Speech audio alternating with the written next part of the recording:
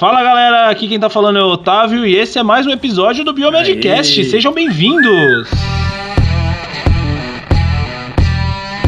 Aê!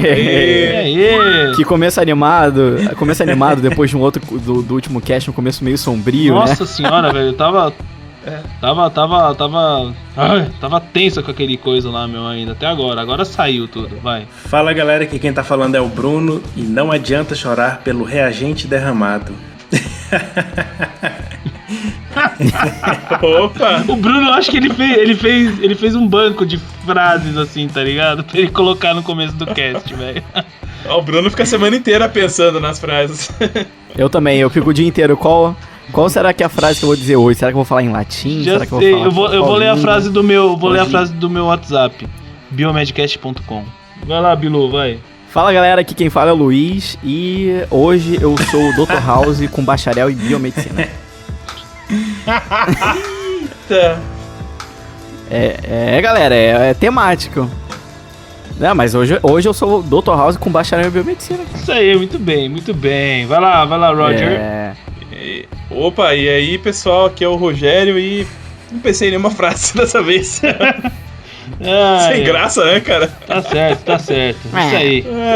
Let's start. Tô meio com gripe hoje, tá mal. Ai. Isso aí, meu.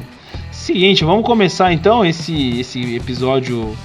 Mais um episódio inovador do Biomed. A gente tem inovado bastante ultimamente, né? Não sei se isso é bom ou se é ruim, mas vamos. Eu acredito que seja bom. É bom, claro, sair da rotina. Quem não gosta? Quem não gosta de sair da rotina? Gente, esse é o piloto de um novo formato, né, Otávio? Exatamente, a gente tá tentando bolar um novo formatinho aí, a gente vai apresentar aqui, basicamente a gente vai apresentar um caso clínico e durante o desenrolar do cast a gente vai dando algumas pistas e tal, e no final a gente revela. E destrincha também um pouco da doença, né? Basicamente é isso que a gente vai fazer.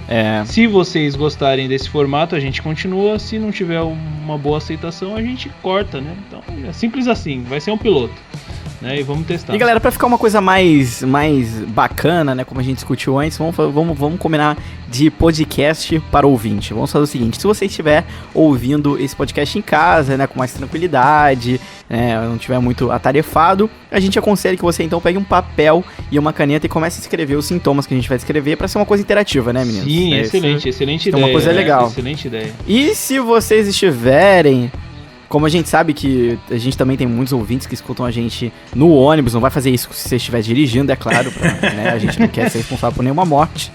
Mas se vocês estiverem então ouvindo no ônibus, em algum lugar assim que você não esteja perto do seu computador, abra aí o bloco de notas e comece a anotar os sintomas, como faria então no papel, para ser uma coisa então interativa, para vocês terem esse gostinho de investigação com a gente. E bora lá que hoje a gente é o Dr. House com bacharel em biomedicina, bora lá. Bom, para quem ainda não conhece, né, quem tá chegando agora no Biomedcast, nós temos um parceiro que é essencial para esse cast chegar até você, que é a Asgard Cursos. Então a Asgard Cursos é uma empresa de pós-graduação e mini-cursos na área da saúde, que oferece cursos de diversas áreas. Por exemplo, tem perfusão, hematologia, tem biomedicina estética, tem medicina nuclear, tem análises clínicas veterinárias. Então, assim, tem bastante cursos, né, bem legais para o biomédico e também para outros profissionais da área da saúde. Então, pro pessoal que ouvir todo o cast, lá no finalzinho a gente vai deixar mais uma parte desse recadinho. Vai ter uma promoção ali, uma surpresinha especial para quem ouve o Biomedcast. Beleza? Então fiquem ligados, pessoal. Fiquem ligados até o final pra bora saber, pro cast. Exatamente, bora. Galera. Então, bora pro cast, bora que eu não aguento mais.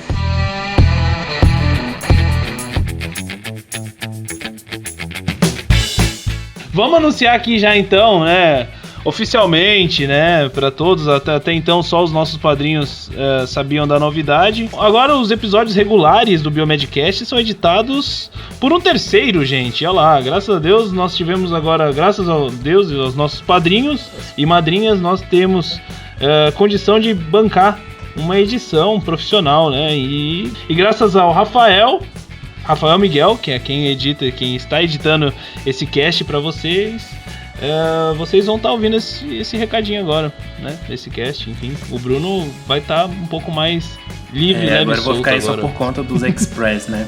Isso aí. Legal. Agora o Bruno, na verdade, ele tá arranjando uma vida de pachá. E ele fica assim, de boa, tá lá. Quanto tempo eu não escuto isso? Não faz mais nada, não tem mais o sábado pra se dedicar à edição do Biomedcast, agora ele tá tranquilo. Agora vocês podem mandar mensagem atolado pro Bruno, que ele vai ter tempo pra responder. Pra quem não sabe, o Bruno responde o que vocês quiserem, tá? Tanto no Biomedcast quanto no Biomedicina Padrão. Se tiver dúvida da aula aí, precisar de ajuda no trabalho, exatamente. Manda pro Bruno. Exatamente. Qualquer trabalho, se tiver TCC pra fazer, ele faz também de graça, tá, galera? Entrevista, o que é biomedicina pra ensino médio, a galera do Bruno adora. Pode mandar. Se estiver no meio da prova e for prova com consulta Bruno. No meio da prova. Ai, galera. O que você acha disso, Bruno? Resposta O que você fala, Luiz? Acha que o Bruno desmaiou. Eu acho Eu falei, o que você acha disso? E aí que o Rafael vai colocar o grilinho, Eu acho que vocês né? são uns fanfarrões. Estamos com falta de grilo, fica pra próxima. Bora pro cast logo. Bora pro cast logo. Então tá, vai. A pedido do Bruno, vamos começar essa bagaça. Solta a vinheta, Rafael. Então, o nosso paciente é o Lucas. Bom, o Luquinha tem 2 anos de idade, né? É um brasileiro e ele foi sempre fraquinho e pálido, assim, né? Desde que nasceu, os familiares percebem, mas nunca deram muita bola, né? E como sempre foi assim, então a mãe considerava normal, né? Então ele foi passear com sua família, né? Passar alguns dias lá em Manaus. E ele fez alguns passeios turísticos lá, né? Incluindo alguns que passavam-se pela floresta amazônica. E depois de alguns dias que eles chegaram dessa viagem, o Lucas começou a passar mal, né? Bom, então depois ele começou a passar mal e ele foi então levado ao pronto-socorro da sua cidade, no interior do estado. E no exame físico, o médico detectou a astenia, fraqueza e icterícia de pele e mucosas. Ele apresentava febre e dores abdominais com cólica. Então a mãe relatou que ele já tomou remédio pra anemia, até por conta dessa fraqueza toda, né? Mas ela não soube explicar muito mais coisas, assim, pra esclarecer o caso, né? E ela que relatou daí que eles fizeram essa viagem. O médico plantonista, que tava lá, atendeu a criança, solicitou hemograma e os resultados foram os seguintes. A série vermelha era a seguinte. Então a contagem total de eritrócitos deu 3 milhões de eritrócitos por milímetro cúbico, né? A hemoglobina dele estava em 8,8 gramas por decilitro. O hematócrito estava 27%. O VCM, que é o volume corpuscular médio, 90 fentonlitros.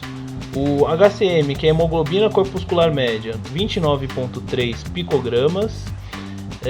O CHCM, que é a concentração de hemoglobina corpuscular média, estava 32,6 gramas por decilitro. E foram também contados eritroblastos, né? 5 em 100 leucócitos. E o RDW dele deu uma porcentagem de 19, tá? E como que ficou a série branca, Luiz? Bom, a série branca do Lucas foi a seguinte. No leucócitos totais ele teve 12.600 células por microlitro. Neutrófilos bastões foram então contados 378, né? 3% de neutrófilos bastões. Neutrófilos segmentados 58%, né? Que seria então 7.308 na contagem. Neutrófilos totais 61%, né? Seria 7.686 no total. Eosinófilo deu 2%, uma contagem de 252. Basófilos 0 encontrado, né? O basófilo, ainda bem, né? É difícil encontrar o basófilo. Linfócitos 30%, né? 3.780 na contagem. E monócitos a 7%, né? A 504, né? Plaqueta total 350 mil por microlitro. Diante desses valores aí, o médico viu que o Lucas tinha anemia realmente, né? A gente viu aí algumas baixas ali na parte série vermelha, né? E foi investigar mais essa causa. Então ele solicitou exames bioquímicos para ver como é que estava o perfil de ferro do Lucas e bilirrubina. Então já acendeu uma suspeita ali. Porque você pode ver que na série branca ele deu uma olhada e não tinha nada, então passou reto. A princípio esses valores são bem usuais aí, sim, né? Sim, contagem completamente dentro do normal, né? E como que ficaram esses exames? Bom, Bruno? então a dosagem de ferro sérico dele ficou em 100 microgramas por decilitro. A ferritina deu 2.312 nanogramas por ml. Transferrina deu 88 miligramas por decilitro. E a saturação da transferrina deu 73%. Aí esse foi o perfil do ferro, né? O médico também solicitou a dosagem do DHL, que deu 798 unidades internacionais por litro. E a dosagem da bilirrubina foi a seguinte: a bilirrubina total deu 4,8 miligramas por decilitro. A bilirrubina direta deu 0,9 miligramas por decilitro. E a bilirrubina indireta deu 3,9 miligramas por decilitro. Pois é. Aí a gente vê algumas coisinhas alteradas aí, né, gente? Bom, então a gente pode ver que a ferritina está aumentada, né? Que ela pode estar aumentada em dois casos. Ou por um processo inflamatório, que ela também é uma proteína de fase aguda, ou por causa do excesso de ferro. Nesse caso aqui, então, a gente pode relacionar com a saturação da transferrina, que está elevada, né? 73%, é de 20 a 50%. Então, a gente vê que tem um excesso de ferro. E a gente olha a história clínica, ele faz suplementação de ferro. Sim, né? que a mãe falou que já tinha histórico de anemia, né? Mas provavelmente o médico ia perguntar se tava fazendo suplementação na hora, porque daí ele ia saber, né? Se tava tendo algum tipo de excesso. Não, mas ali ele já mata já que a mesma suplementação não tava resolvendo de nada, né? Não, sim. Porque... Bom, então alguma coisa tava tinha acontecendo. A ferritina muito grande, né, Bruno? Muito alta, né, Bruno? E da infecção ou da inflamação a gente pode descartar, talvez, por causa do perfil da série branca, né? Que tá bem normal, assim. Então, se fosse uma infecção muito grave para aumentar a ferritina tão alto, deveria ter alguma alteração ali também, né? E que, na verdade, não apareceu. Exatamente. E essa bilirrubina chamou a atenção de vocês? Dá para relacionar com a clínica, né? Ele tá ictérico, então a dosagem da bilirrubina deu elevada, e a indireta que tá elevada, né? Ou seja, ela não tá sendo convertida, tá acumulando, né? Tá tendo alguma coisa que não tá deixando ela ser convertida, ou então pode ser um excesso também, né? Um excesso. É mais provável um excesso, eu acho. E a gente pode relacionar com DHL, né? Que tá aumentado, ou seja, tem alguma célula sendo destruída, né? Para tá aumentado também. Palavra-chave, ó. Inclusive, se a gente olhar lá na série vermelha, o RDW tá aumentado também, né? 19%. Esse RDW é mais ou menos a variação... Vocês estão dando muita dica. Não, aí o pessoal já sabe o que é. Tá certo, não tô enchendo o saco, só pra dar uma quebrada. Então, o RDW tá aumentado, não sei se vocês lembram lá, que ele é a alteração do tamanho, né, das células, né, a variação que tem. Então a gente começa a pensar que pode ter alguma coisa de errado aí com essas células, né, gente? Célula, destruição, eu acho que a gente pode pensar numa anemia hemolítica, quem sabe? Anemia hemolítica, talvez? Mas qual tipo de anemia hemolítica, né? Autoimune? Será que é autoimune? Como é que a gente pode saber isso, Bruno? E causada por quê, né? Será também? Será que aquela viagem dele teve algum... Será que ele pegou malária? Malária? Se pensar em malária, né? Porque o falcíparo, né? Causa anemia hemolítica. O falcíparo causa... aumento de bilirrubina. Mas aumento de bilirrubina, será que ele tá com hepatite, gente? Tá amarelo? Então, mas é interessante a gente pensar, né? Porque doença infecciosa que ele pode ter adquirido lá nessa viagem, que ele voltou pior, né? Quem sabe, um anófilis, né? E passou por ele lá e picou e conseguiu adquirir malária.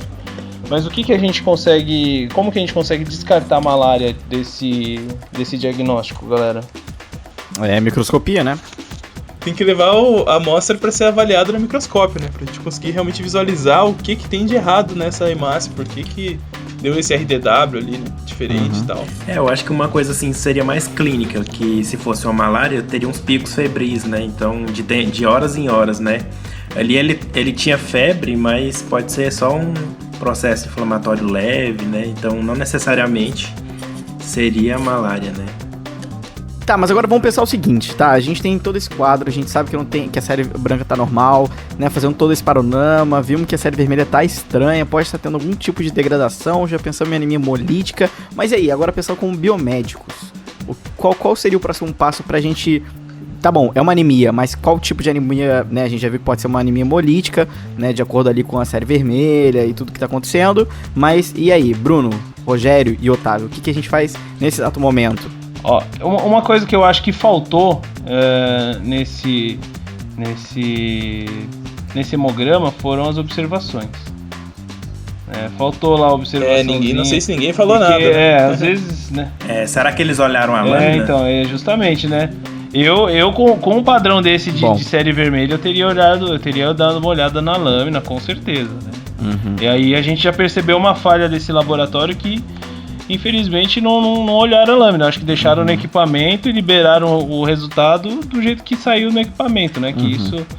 Bom, na verdade eles olharam só porque a gente não falou a informação, porque senão ia entregar. Né? Exatamente. O laboratório soltou certinho, mas alguém aqui de dentro do Biomedcast tem um espião aqui, ele escondeu essa informação. Porque senão ia facilitar a vida de vocês. Eu tô querendo colocar um fogo na discussão aqui, colocar a culpa no laboratório, mostrar. Mas ele vai falar que os biomédicos não sabem dar o resultado certo, por isso que não é legal falar. Tá bom. Alguém de dentro adulterou o exame, galera.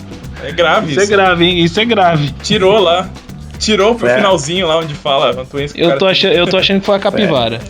Foi a capivara estagiária. Foi. Não foi minha culpa, seu espertinho. Tá, mas enfim, o que vocês iriam fazer, galera? Vocês iriam então pegar essa parte, já que a gente sabe que provavelmente esse laboratório, nós esperamos no laboratório correto, vai olhar essa série vermelha e olhar, né, toda essa parte de ferro, bilirrubina, vocês então passariam na lâmina. Mas aí, o que a gente veria de diferente? Espera aí, eu tô achando que... eu achei aqui a observação, ó. Então, o biomédico lá que fez a lâmina colocou lá a presença de drepanócitos. Que isso? Nossa! Bom, agora quem conhece a doença já matou agora, né? Vamos ver. Como é que é um drepanócito, gente? Será o que é esse drepanócito? Fala aí, o professor Tio Bilu. Galera, mas drepanócito, o nome de... Não é aquela anemia do cálcio, a calciforme? Calciforme, velho. Tô zoando. Tô sendo aquele... Eu tô dando aquela galera... Não, aquela certo, galera tá que certo, não sabe. Luiz, tá certo. Não precisa falar que tá zoando, a gente sabe É, que tá pô. zoando, cara. O drepanócito é um tipo de hemácia, não é? Drepanócito é um tipo de Um hemácia. pouquinho diferente das normais. né? E tem outra definição pra ele, anemia ou hemácia em forma de foice. Mas aí ficou você mais já fácil. deu, então. Aí não tem jeito, né, gente? Aí a gente já sabe, todo mundo já sabe. Isso a gente aprende no ensino médio, até o cara que tá lá prestando vestibular vai Já ter que saber. sabe, cara. Eu aprendi isso aí quando Mas desmanei. Ele sabe isso porque ele tem que estudar malária. Ele não sabe isso porque ele estuda anemia falciforme, que é a doença genética e tudo mais. Então, é isso, né? Esse é o diagnóstico. Anemia. Não, peraí, vamos falar. Qual é a palavra mais? Vamos fazer a vinhetinha aqui, né? Vamos ter que... Então, qual que é o diagnóstico dessa galaça, velho? Qual que é?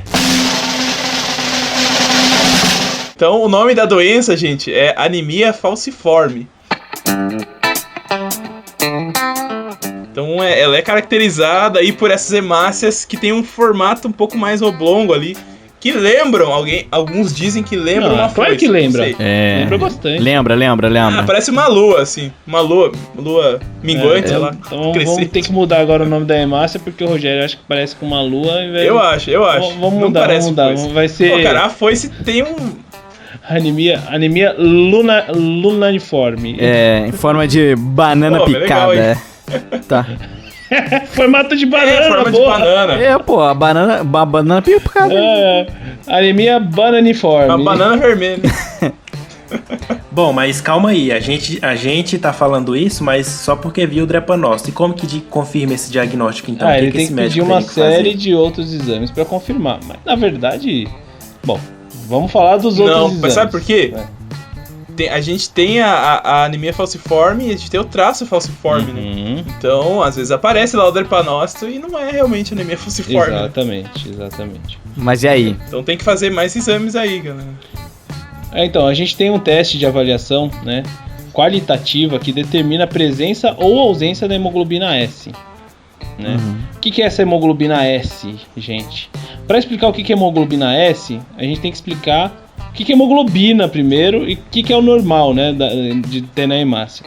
Na hemácia, o normal a gente tem a hemoglobina A, que enfim tá presente lá na hemácia, né, que é a hemácia saudável comum, né? E nesses pacientes que têm essa anemia falciforme, que é uma doença genética, né? Eu acho que é a doença genética que mais ocorre na população, se eu não me engano, a doença genética... Me ajudem aí, galera. Dominante, recessiva... É sim. Mais que síndrome de Down? Mais que síndrome de Down? Olha aqui, ó. Doença hereditária monogênica mais comum do Brasil. Do Brasil, é. Então tá. Então a anemia falciforme, que é essa doença hereditária, né, monogenética mais comum do Brasil. Então, justamente a presença dessa dessa hemoglobina S, que ao invés de ser a hemoglobina A, que é saudável, você tem a presença da hemoglobina S. E aí, os exames que comprovam a anemia falciforme... Oh, caramba, saiu a buzina aqui, eu acho. Alguém buzinou. E os exames que comprovam a anemia falciforme são os que detectam a presença ou a ausência da hemoglobina S. Basicamente é isso. Ou vocês querem complementar alguma coisa? Tem a hemoglobina AS, né? E quando o indivíduo tem ela mesmo. Só que aí a gente vai ter a divisão, né? Entre os homozigotos e os heterozigotos. Sim, então, os heterozigotos são aqueles que têm parte das hemoglobinas normais e parte das hemoglobinas S. E eles conseguem ter uma vida saudável, né? Não tem muita... Tem uma concentração baixa desses drepanócitos. Sem alteração nenhuma, praticamente. E aí... Aí tem também os homozigotos, né? Que é a hemoglobina SS, que aí são os 2 genes alterados. E aí é o verdadeiro paciente com anemia falciforme, né? Que ele não tem hemoglobina normal, hemoglobina S, tem um pouco de hemoglobina fetal, e então a doença fica muito mais séria, né? E como que a gente... Tem um outro exame também que a gente consegue ver, né? Quais tipos de hemoglobina que o paciente tem, que é através da eletroforese de hemoglobina. Da eletroforese de hemoglobina, que dá para quantificar também, né? Qual que é a porcentagem de hemoglobina S, hemoglobina fetal... Isso, aí se for a hemoglobina muito alta, né, de hemoglobina S, caracteriza o paciente já com um quadro de anemia falciforme, né? Se for baixo, a gente pode classificar ele como traço falciforme, né? Mesmo sem fazer um exame ou teria que fazer, gente, exame genético pra ter certeza. Acho que não é necessário, Não é necessário fazer exame genético, não. Uma coisa interessante que nesse caso o Lucas não fez, né, que os pais deles não fizeram, foi o teste do pezinho, que é muito importante, que detecta quando a criança ainda é um bebê, né? Então ela pode ter todo um tratamento, né, durante os 6 primeiros meses, que é quando o bebê ainda tem a maioria da hemoglobina fetal que não apresenta a doença. Então ele pode ter um acompanhamento melhor. Depois dos 6 meses é que começa a troca da hemoglobina fetal pela hemoglobina A, e no paciente com anemia falciforme vai ser a hemoglobina S no lugar da hemoglobina A.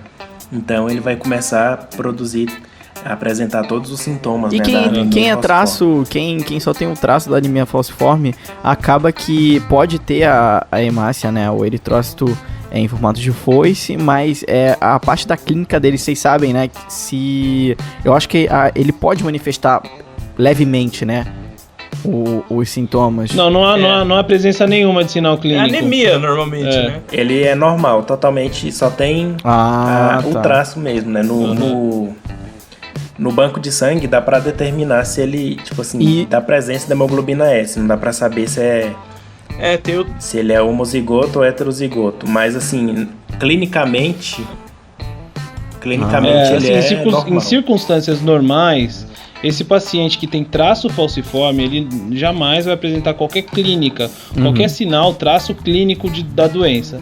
Agora, em condições em que há baixa oxigenação do sangue, aí acontece a falcização. Sim. Por exemplo, se ele for para um país de altitude de alta altitude, né? Ou então num avião despressurizado, for mergulhar Vamos pro extremo, então.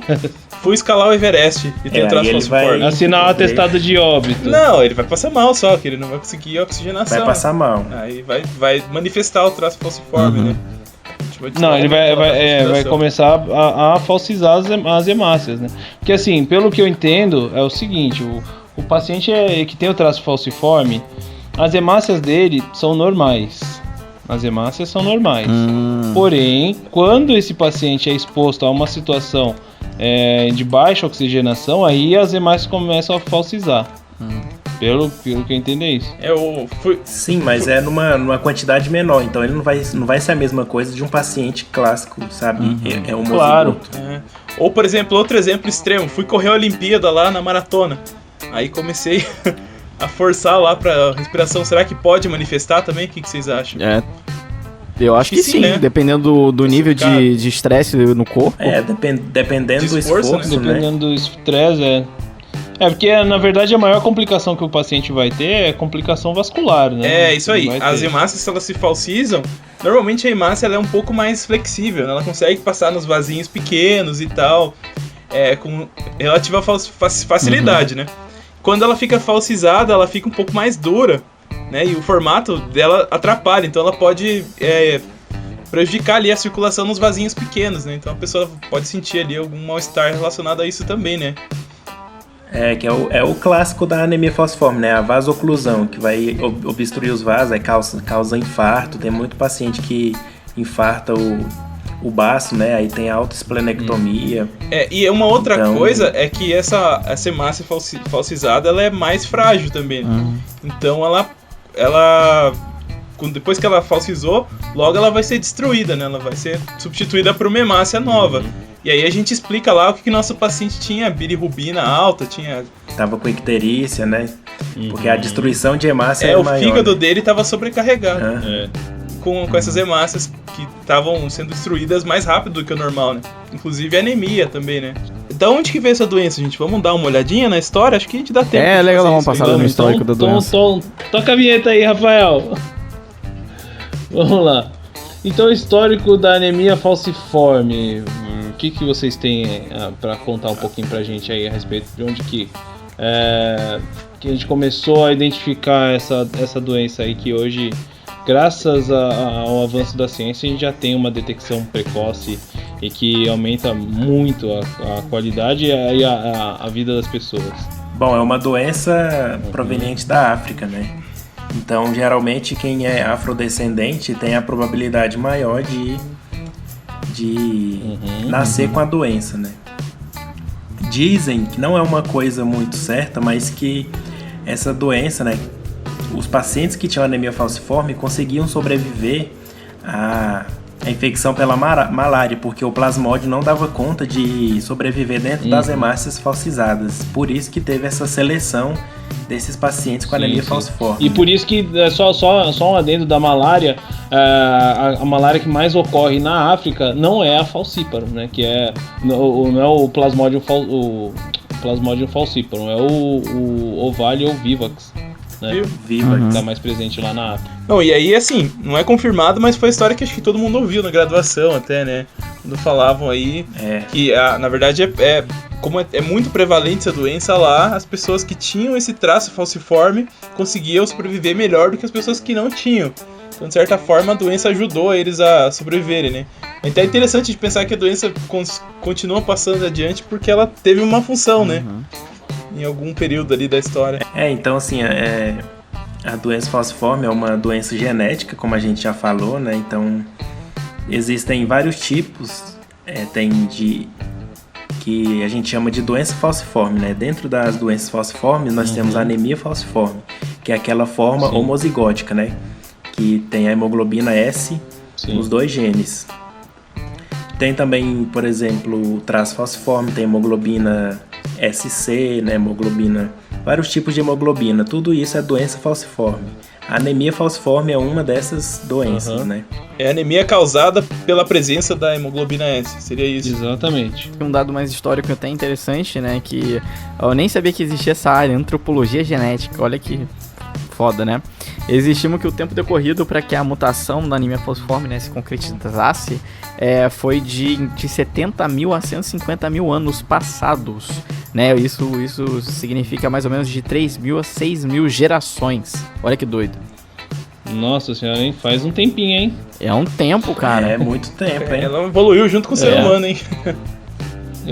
Sinceramente, eu não lembro quando que o Homem Sapiens começou, mas...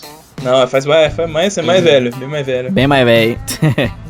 Mas tá lá, né? Tá aí, né? Já nos acompanha há bastante tempo.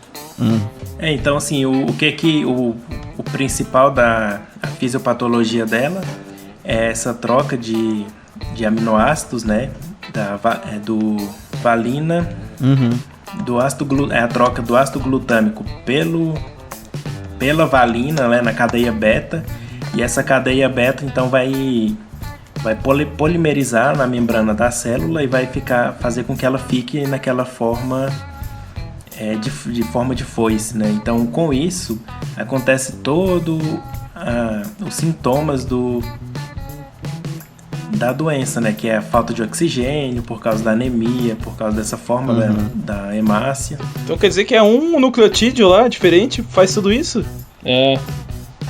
Troca o nucleotídeo, que troca o aminoácido. Caramba, né? Que é o ácido glutâmico pela valina. E isso faz com que então o paciente tenha esses problemas de vasoclusão, né? Que aí tem dores abdominais, né? Dores nas articulações. Bom, e se assim, duas pessoas que têm o traço falciforme se casarem, o filho pode ter anemia falciforme? Pode. Tem probabilidade, né? Tem Assim, probabilidade. então acho que seria interessante, talvez a gente pensando aí no que pode ser feito, identificar essas pessoas, né, para que eles saibam que tem esse risco ali e já ficarem mais atentos, né? Apesar que o teste do pezinho que cobre essa parte de detectar se a criança tem ou não, né? Mas é uma coisa que as pessoas não sabem, né, se tem ou não esse traço. A maior parte das pessoas desconhece a doença e tal. Claro.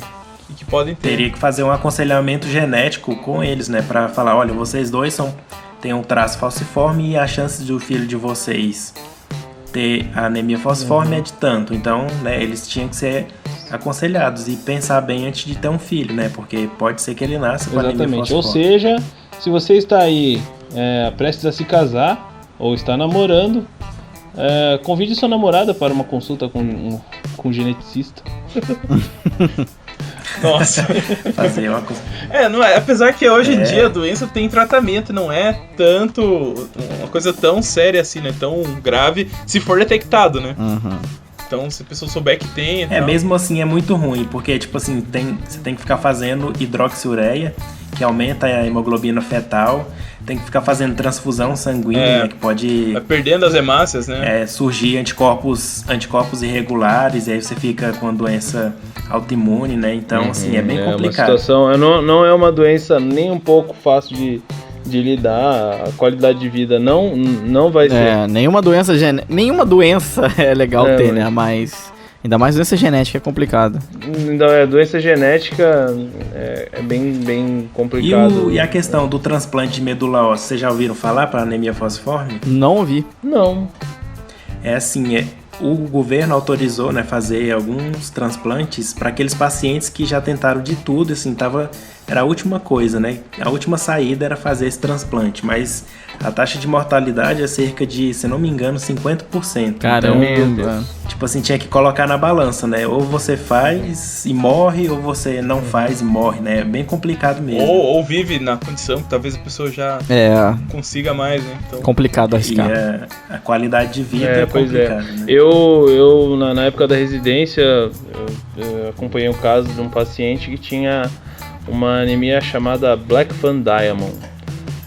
Você lembra dele, Rogério? A gente discutiu ele algumas vezes, eu acho, naquelas... Lembro. E então a gente... na verdade é um caso à parte, né? Mas ele fez transplante de medula óssea, é indicativo de transplante. Ele veio da Bahia, no caso, ele foi da Bahia até Curitiba para fazer esse transplante de medula óssea lá. E assim, o paciente ficou super bem, né? Depois conseguiu, né, sobreviveu e teve, até onde eu sei, tem uma vida normal, Tem um risco bem importante, mas dependendo da condição, né? Se tem uma medula compatível e tal, se tem todas as condições, pode ser uma hipótese aí, né? Pra tratamento. Sim. Mas... E outra coisa interessante é que assim, a maior causa de morte nas crianças com anemia falciforme são as infecções. Principalmente pelas bactérias Streptococcus pneumoniae e o Haemophilus influenza. Então, a taxa de mortalidade, o risco de infecção chega a ser 600 vezes maior do que em crianças que não têm anemia falciforme. Meu Deus, não sabia disso também. Ou seja, é bem complicado. Pois é, galera. Então fica o alerta. A gente vê muito sobre traço falciforme, mas a anemia é realmente uma doença bem séria, né? Pois é, a gente não dá muita bola, né? O traço até que, tipo assim, o paciente meio que... Ele tem que fazer um aconselhamento genético para saber que ele pode ter um filho com anemia falciforme, né? Mas questão de clínica dele vai ser bem tranquilo, porque a não ser que ele esteja numa situação bem extrema, né, de oxigênio, ele vai ser uma pessoa normal, sem clínica nenhuma, né? É isso aí, galera. Então, esperamos ter passado essa mensagem para vocês. Esperamos que vocês tenham gostado desse formato novo. Esperamos que o Rafael tenha gostado de editar o Biomedcast e que não desista dos nossos... Cara, eu acho que a gente deu o Biomedcast mais difícil pra ele editar, né, cara? E é isso aí, galera. Um monte de termo técnico pra lá e pra cá. Não foi fácil gravar esse, mas esperamos que vocês tenham gostado. E deixem os seus comentários e sejam óbvios, sejam honestos. É isso que eu queria saber. Será que vocês acertaram? Comenta aí se você errou, acertou, a pessoa quer outra coisa. Só não dá spoiler pra galera no comentário. Não fala qual que é a doença nos comentários. Mas comentem, não deixem de comentar e discutir esse assunto com a gente, que eu acho que é bem interessante. Certo, galera? Vamos nessa?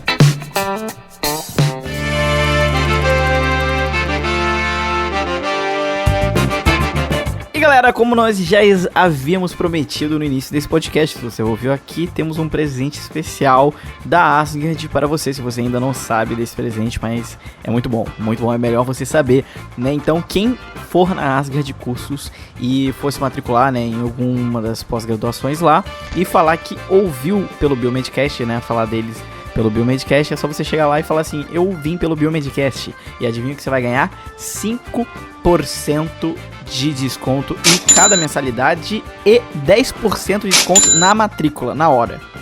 Gente, olha que beleza. Então... Nossa senhora, é bastante só falar coisa. Que ouviu aqui, já só deu. Só falar que é ouvinte do Biomedcast, hein? Falou, galera, eu quero me inscrever porque eu ouço o Biomedcast. Vou fazer uma pós aí.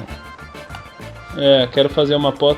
Quero virar perfusionista e quero meu desconto, hein? Olha aí, cara, que beleza. Então vamos lá, vamos todos agora e vocês já sabem, a gente confia, claro, na Asgard, a gente não faz, né, eles não são nossos patrocinadores do nada, né, a gente confia no trabalho do Jeff. E quem quiser mais informações pode entrar em contato pelo site, né, asgardcursos.com.br, lá tem todos os telefones, tem o endereço, fica aqui em Goiânia, né, então você pode entrar lá, mandar sua mensagem, falar com a Daiane e ela vai responder você. É isso aí, galera. E é isso aí, galera. Bom.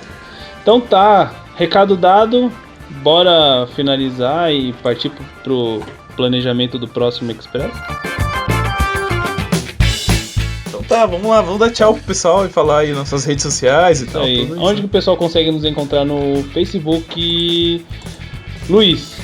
facebook.com/biomedcast. Você encontra lá, deixa seu like, deixa sua avaliação na nossa página, porque é bem legal. Dê 5 estrelinhas, né? Lá, 5 estrelinhas na página do Facebook, 5 estrelinhas lá no iTunes, por favor. Por favor, cara. A gente é mendigo de estrela, a gente sabe, mas a gente merece, por favor. Muito bem. É isso aí, é uma estrela pra cada um de nós e agora uma pro Rafael que tá editando esse podcast. Esse podcast, isso aí. Agora são 5. O Rafael foi bem falado aqui, hein? Vai virar ícone. Nossa, falamos demais, hein? Vai virar ícone, assim como a nossa querida Capivara. Sou muito mais importante que esse editorzinho. E no WhatsApp você encontra a gente pelo telefone 629 9839 4358. aí. Olha esse Bruno, tá colando ou tá pegando da agenda do telefone? Não, ele já decorou já. Eu tô olhando aqui no WhatsApp. Mentira. A gente podia até falar que ele... Agora a gente até podia falar que ele cortou de alguma edição anterior, mas não tem mais essa desculpa. Não é mais ele que edita. É isso aí. E onde que o pessoal encontra a gente no... Não, mas eu já combinei com o Rafael já. Agora a gente pode falar mal do Bruno, ele não vai cortar mais. Não vai. Galera, agora é limpo, hein? Agora não tem manipulação. E acabou a hegemonia, Bruno. Acabou a enzima de restrição do Biomedcast. O Bruno editava todo mundo que a gente falava, só o dele que ficava bom. É, exatamente isso. Era uma cota ali, né? Cota para Brunos. Então tá, e onde que o pessoal encontra a gente? No Instagram e no Twitter. No Instagram e no Twitter. E Rogério? Arroba Biomedcast. 10 arroba. E Biomedcast em todos os lugares, galera. Em todos os lugares você vai encontrar com a gente através do nomezinho Biomedcast. Lembrando que Biomedcast não tem I, tá? É Biomed, mudo, Biomedcast, de podcast. Você também pode ser nosso padrinho, padrim.com.br/Biomedcast. Vai lá, contribui com o nosso trabalho. A partir de R$1 por mês você consegue contribuir com o nosso trabalho. Isso aí. E a gente é muito grato, né, a todos os padrinhos que temos lá. Até hoje já são 14 padrinhos que temos lá.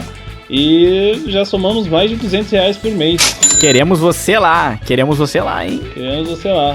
Temos metas que proporcionou as novas edições aí e tudo, né? Tem espaço. Tem espaço pra 10 mil. 40 mil. Certo, galera? Beleza, galera. Um grande abraço e até a próxima. Tchau, Falou, galera. Abraço pra vocês. Tchau, pessoal. Uhul.